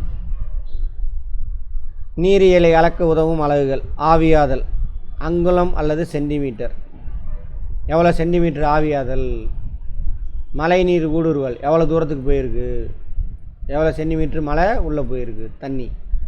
மழை பொழிவு, சென்டிமீட்டர் அல்லது மில்லிமீட்டர். சென்டிமீட்டரில் தானே சொல்கிறாங்க இத்தனை சென்டிமீட்டர் மழை பொழிவு இருக்குது சேலத்தில் அப்படின்னு. புவி மேற்பரப்பில் நீர் ஓடலின் கன அளவு சொல்கிறாங்களா? எப்படி சொல்கிறாங்க? எத்தனை கன அடி தண்ணி திறந்து விட்ருக்காங்க? ஒகேனக்கல்ல எவ்வளோ கன அடிங்க வருது? 50,000 கன அடி அப்படின்னாக்க பர் செகண்டில் 50,000 கன அடி தண்ணி வருது. ஒரு கன அடின்னா எவ்வளோ தெரியுமா? கியூபிக் ஃபீட்டு இங்கிலீஷில். அப்படின்னா என்னென்னா, ஒரு டப்பா இருக்குது, அந்த டப்பாவோட நீளம் 1 அடி, அகலம் 1 அடி, உயரம் 1 அடி. இது மாதிரி 50,000 டப்பா தண்ணியை ஒரு செகண்டில் எடுத்து ஊற்றினோம்னா அதுதானது அவன் சொல்லக்கூடியது. வினாடிக்கு 50,000 கன அடி நீர் திறக்கப்படுகிறது சொல்கிறானா? அப்படின்னா அர்த்தம், ஒரு செகண்டில் இந்த மாதிரி டப்பா 50,000 டப்பா ஒரே செகண்டில் தண்ணி எடுத்து ஊற்றுற மாதிரி இருக்கும். மலை வலிவின் கன அளவா? சரி, ஏதாவது கன அடியில் தான் சொல்கிறானுங்க. கொள்ளளவு கன அடி அல்லது ஏக்கர் அடி அப்படின்னு சொல்லுவாங்க. ஏக்கர் அடினா புரியுதா? 1 ஏக்கர் நீளம், 1 ஏக்கர் அகலம், 1 ஏக்கர் கொள்ளளவு. இதுவே தப்பு தான். டிஎம்சி சொல்கிறாங்களா? டிஎம்சி மேட்டூர் டேமில் எவ்வளோ டிஎம்சி இருக்குமாம்மா? சொல்லியிருப்பானே.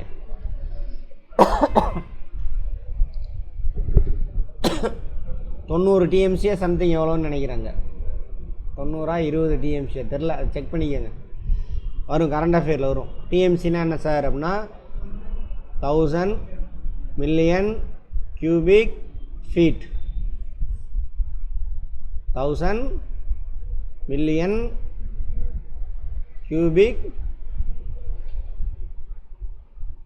ஃபீட், அதான் டிஎம்சி கேட்பாங்க.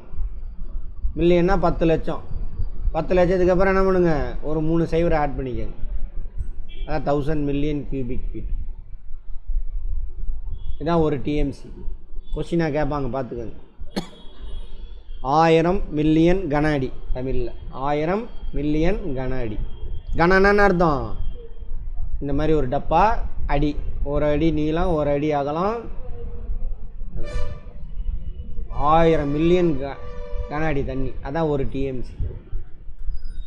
மேட்டூர் டேமோட இது பாருங்கள், கெப்பாசிட்டி பாருங்கள் எத்தனை டிஎம்சின்னு. 120 வந்து அது ஹைட்டை குறிக்கிறது, ஹைட்டை விட்டுருங்க. 93 டிஎம்சி, டிஎம்சின்னு சொல்லணும்.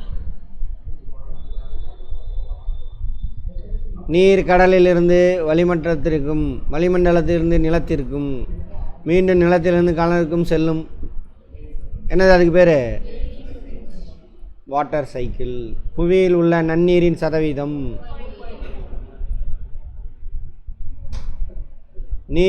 நீராவியிலிருந்து நீராக மாறும் முறைக்கு டேஸ் என்று பெயர்.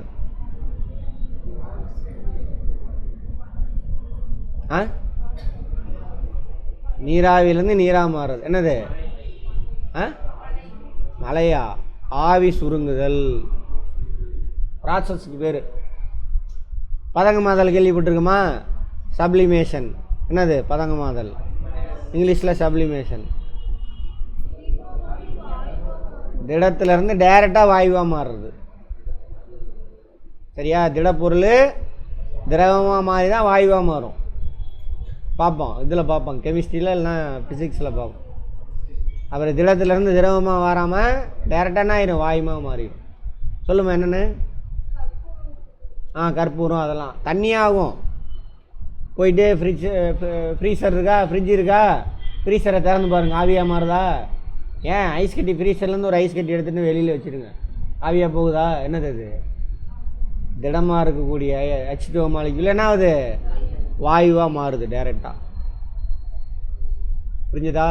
அது சும்மா எக்ஸாம்பிளுக்கு அதை படிச்சிருப்போம், அது வேறு எங்கெங்கே இருக்குதுன்னு பாருங்கள். இதெல்லாம் கற்பூரம், அப்புறம் என்னது அந்துருண்டை, அதெல்லாம் சொல்லுவாங்க, இந்த எக்ஸாம்பிளுக்கு படிச்சிருப்போம்.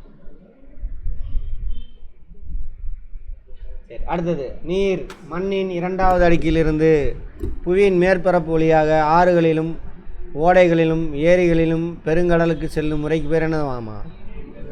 நீர் உட்கசிந்து வெளியிடுது. Very good. அது கிடையாது. நீர் உட்கர்ஷ சுழற்சியிருந்தால் தாவரங்களில் நடக்கும். ஆமாம் தானே, தாவரத்தில் தான் நடக்கும். நீர் வழிந்தோடல்.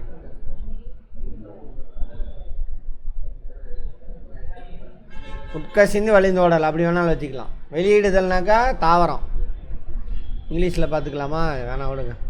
நீர் தாவரங்களின் நிலையிலிருந்து நீராவியாக மாறுவது டேஸ் என்று பெயர்.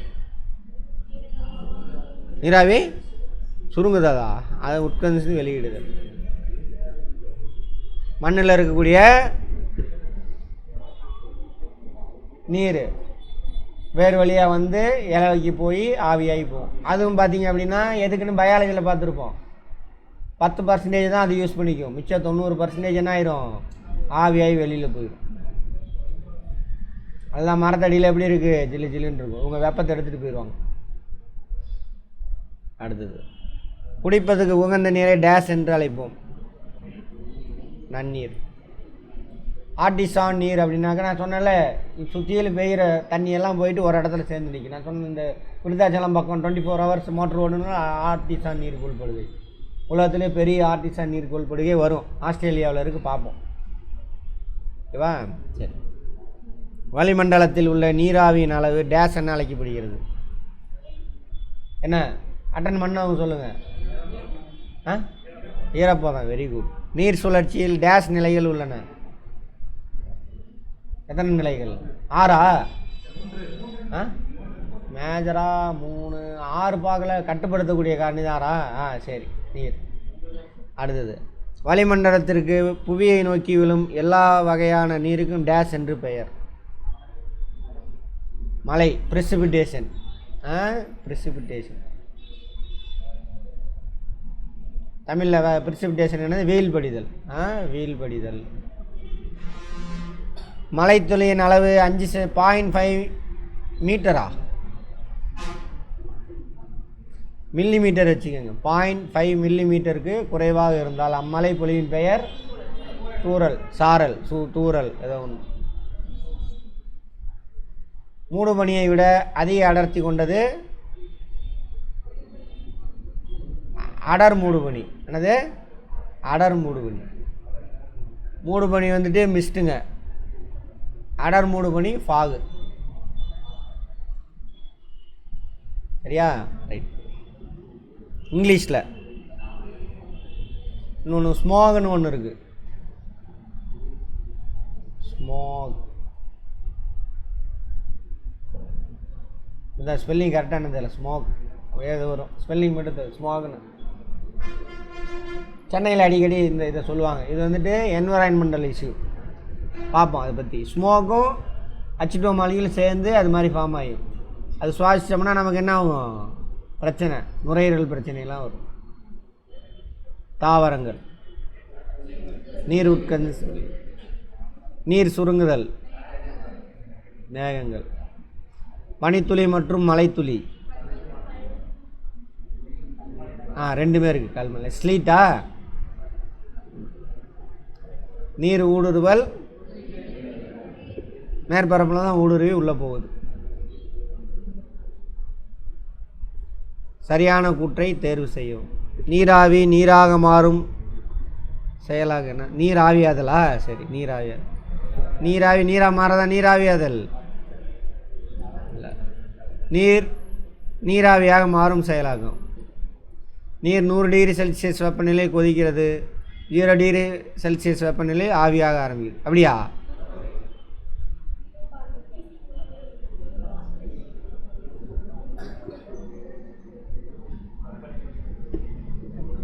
தப்பு.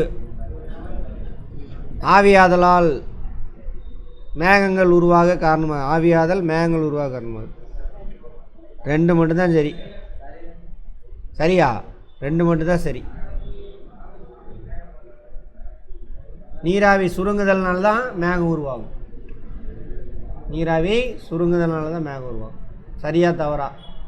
212 டிகிரி ஃபாரன்ஹீட் வெப்பநிலையில் நீர் கொதிக்கிறது. கரெக்டா? 32 டிகிரி ஃபாரன்ஹீட் வெப்பநிலையில் ஆவியாக ஆரம்பிக்கிறது. அப்படியா? ஃப்ரீஸ் ஆயிரும். 0 டிகிரி செல்சியஸ் அது, இது ஃபாரன்ஹீட்டு. ஆமாம், இது 100 டிகிரி செல்சியஸ், இது ஃபாரன்ஹீட்டில் கொடுத்துருக்கான். இது டிகிரி செல்சியஸ்னால் 0 டிகிரி செல்சியஸ். மூடுபனி எனப்படுவது காற்றில் தொங்கும் நிலையில் மிதக்கும் நுண்ணிய நீர்த்துளிகளை பெற்றிருப்பது. நீர்த்துளிகளை பெற்றிருக்கும், இதுவும் தப்பு. அடிபரப்பு நீர் வழிந்தோடல் பொதுவாக இடைநீர் ஓட்டம் என அழைக்கப்படுகிறது. அப்படியா? கரெக்டா? இடைநீர் ஓட்டம் பார்த்தோமே. அடிபரப்பு நீர் வழிந்தோடல் சரிதான், கரெக்ட். அவ்வளோதான். இது 9th இருக்குது, 4th லெசன், அதை நாளைக்கு பார்ப்போம்.